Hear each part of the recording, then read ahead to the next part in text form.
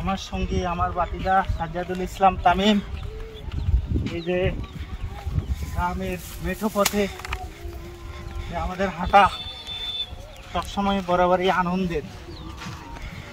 খুব কাছ থেকে গ্রামের প্রকৃতি দেখা, মানুষ দেখা, তারপরে প্রাণী দেখা, গরু মহিষ দেখা, এগুলো সত্যি মুগ্ধ করার মতো বিষয়। এই যে সারিবদ্ধ খেজুর গাছ,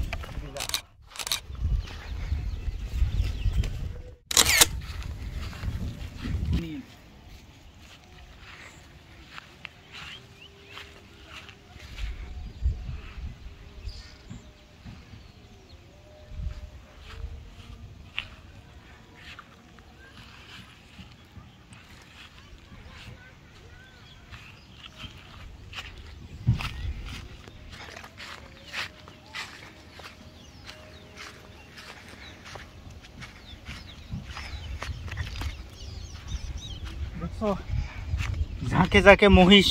এই যে সামনে দেখো বাফালো, ওরা মানে আমাদের দিকে এগিয়ে আসতেছে। আমরা আছি একেবারে সবুজ গাছপালা চতুর্দিকে, শহরের খামারগুলো আছে আশেপাশে।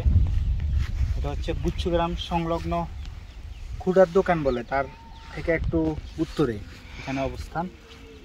বেশ ভালো লাগতেছে।